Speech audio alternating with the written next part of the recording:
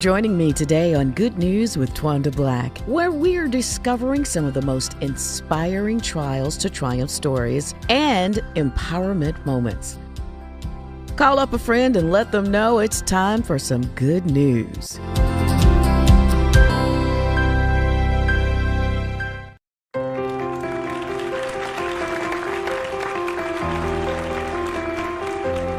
Hello, family, and welcome to Good News with Twanda Black. I am your host. We talk with folks from all walks of life about their good news because ultimately, if your fans, friends, family, if your folks are having good news, you're having good news. So sit back, relax, and enjoy my next guest. Joining us today is Renee Miller. She is the founder of the Love Camp. Got to hear all about that. And she's a certified love coach. Girl, you got to tell me about that. How are you today? I'm fabulous. How are you? Oh, wonderful, wonderful. Well, first of all, tell me about being a love coach. What does that mean? Sure. Well, first of all, we know that there's a need for more love in the world. And I don't know if you would agree with that, but I definitely think there's I a do. need. And I also think there's more of a need, more specifically in the African American community, because of our historical past. So a love coach is essentially someone who teaches you how to love via coaching, whether it's romantic relationships, sibling, family, or Yeah. even looking at moving into the corporate space. But right Mhm. now, we're focusing specifically on men and women relationships because we feel those are the ones that need it the most. And learning best practices around how to love better and what that looks like is what we focus on. So I'm going to ask you though, now, what do you think? And I know this is probably a loaded question that you cannot answer in this time limit. but what are the real challenges of love in today's environment? I would definitely say the number one thing I see is common culture perpetuates stereotypes, practices that are unhealthy, like habits Mhm. that, a lot of us are adopting. I would say those are the main two, but then I will also say the other thing that's really showing up that I've seen a lot of my clients is just not knowing how to love, never seeing it. And we're moving at a time where technology has got us in some ways moving further and further away from intimacy and Yes. vulnerability and, really being transparent. Everything is behind the screen.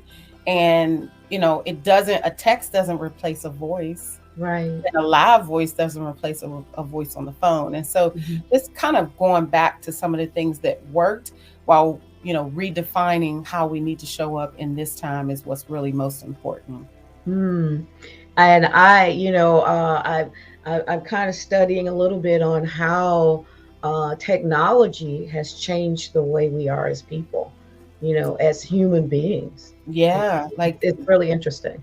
Yeah. And especially the pandemic, I think, caused Oof. us to have to accept things that are unconscious to us. Yeah. We've gotten used to, I mean, in 3 years or 2.5 years behind the screen, we've gotten used to certain things that we may not even know the long-term effects, even when there was already a culture that was struggling. I think Mm. that particularly what I've noticed is that we have trouble with being vulnerable, whether it's our context, whether it's what we see growing up, whether it's no one ever taught us how to be vulnerable, and then add to that behind the computer, Yeah. add to that ways that in some ways kind of create automatic way of being and not Mm.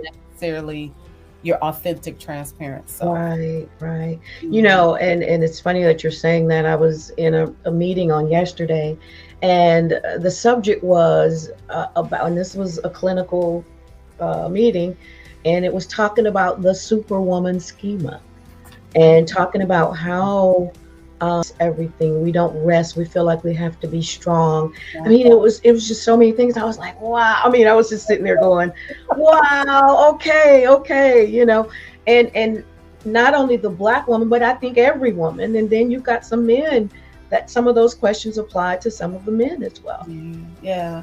And I think for Black women in particular, we have that and.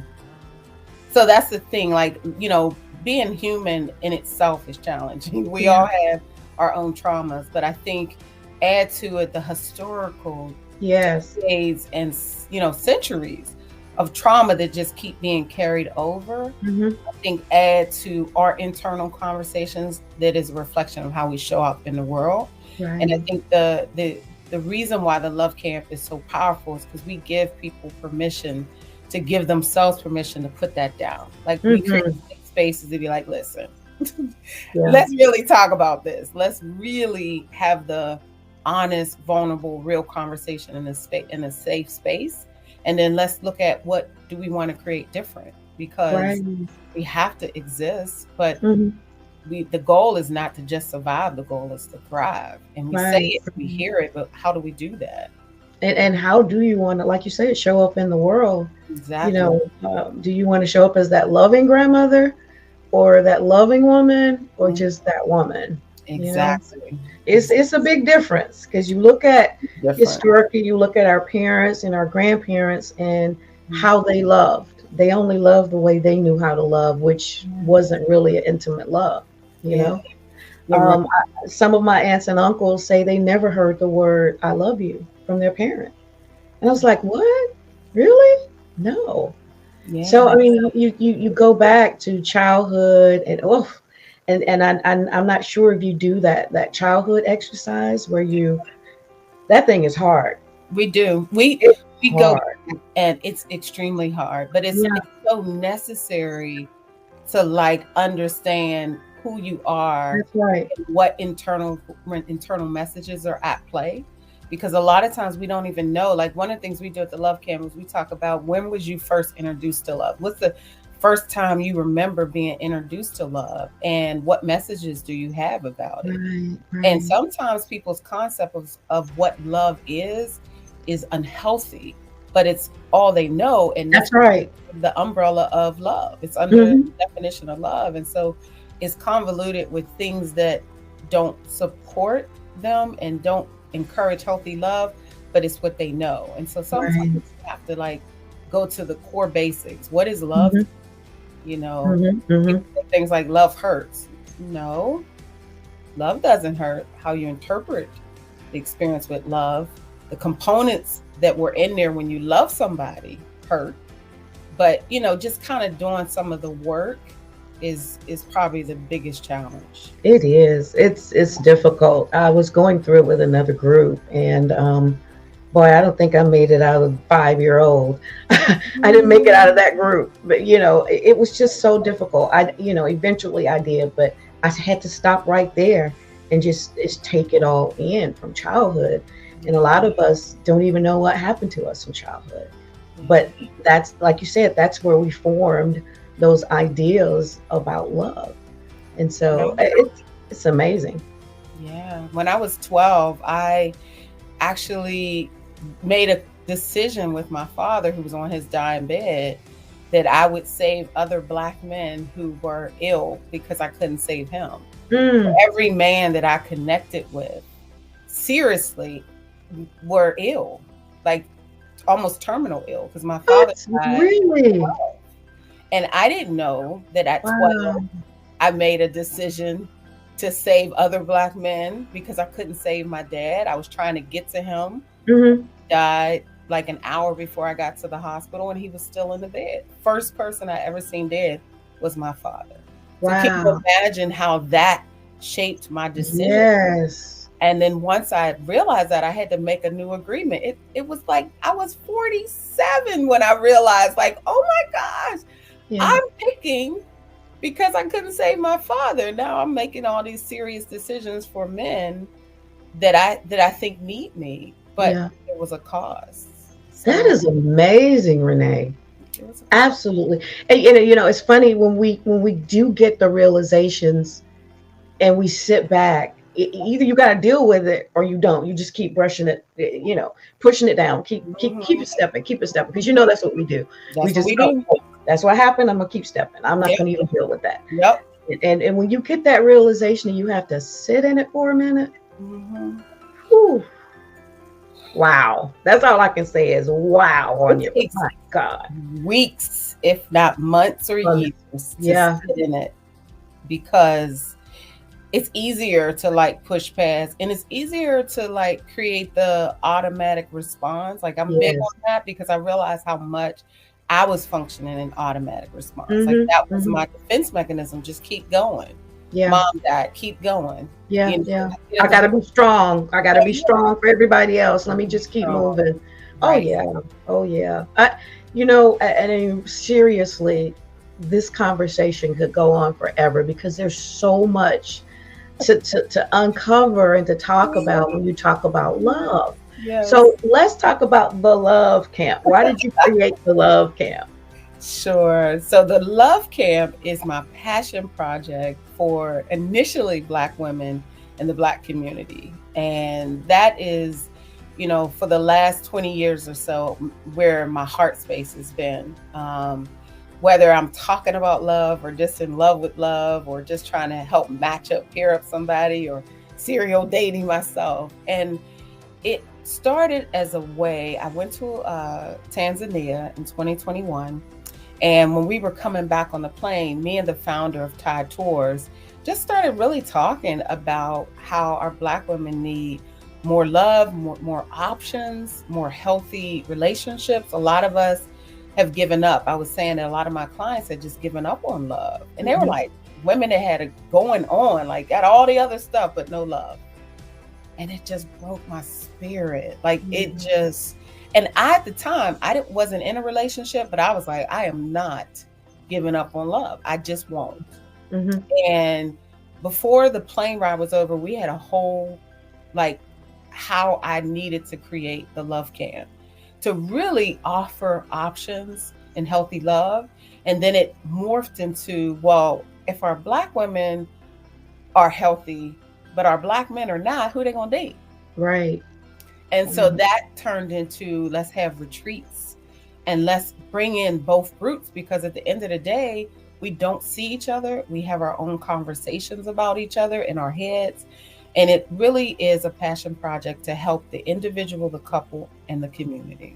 I love it. You do that, and my friend introduced me to Mm-hmm. you because she went to Tanzania with you last year, Yes. and she said it changed her. Mm-hmm. I think forever. And of course, she's single and not dating, but it changed her perception about love and about herself. So I Indeed. know that you have some camps coming up. Talk about that for a moment. Sure. So we have three camps coming up that we're super excited about. We have the Love Camp that's in Savannah, Georgia. That's coming up June 22nd through June 25th. That's our domestic one. It's a couples retreat, and it's a small, intimate space. We're keeping it small. We want it no more than 5 couples, because the idea is to keep it small enough that we can have those authentic conversations, along with visiting a Black owned winery, having our own wine that we'll make, going on romantic excursions, and really doing the Love Camp curriculum. Me and my love will be the curators at that event, along with another um, talented author who is also a certified love coach. And then we have one coming up in Tanzania. That's October 3rd to 13th, which we're super excited about. This is a longer one. So this gives those individuals who want to be certified as love coaches to join us, because they Mhm. have the opportunity to coach with myself and my love and our brilliant curators, learn the skill with the participants are there. And then we have Bali that's coming up, and that'll be December 10th through the 22nd. And again, that's a phenomenal opportunity to get certified as a coach, because we want love. We want foot soldiers for love out there. There's no way we can do this on our own. So we want to see more folks who want to learn the skill of coaching, learn the skill of healthy relationship building, and go out and be an asset for our communities. I love that. Now, love it. I do. So you know what, and it made me just think about family relationships and relationships with friends, because when you talk about love, it's not just that intimate partner; it's It's about life. universal, yeah. Yeah. So I was thinking, now, what kind of person would you consider to be a coach? Would people who are having issues, folks who are finished with the issues, folks who are teachable? What kind of people would you consider as coaches? So, one, I would say the first thing is people that believe that healthy love is important. Whether you're practicing it is another thing, but it's first and foremost, coaches are people, love coaches are best when they believe that healthy relationships are important. Hmm. And then I would say also it's individuals that are coachable because, as you know, your friend came and I coached her and she was phenomenal. Like of course, I use the skill of coaching, but coaching can be confronting. Like she said, I Yes. didn't expect this, Yeah. and so it has to be someone that is willing to learn the skill of coaching. And then I would also say someone who really wants to serve because coaching is about serving. It's not about telling people your thoughts or your opinions. It's about Right. guiding them. So Hmm. you have to be willing to want to serve because once you get the skill, people are going to need you. There's so many people that need help in their relationships.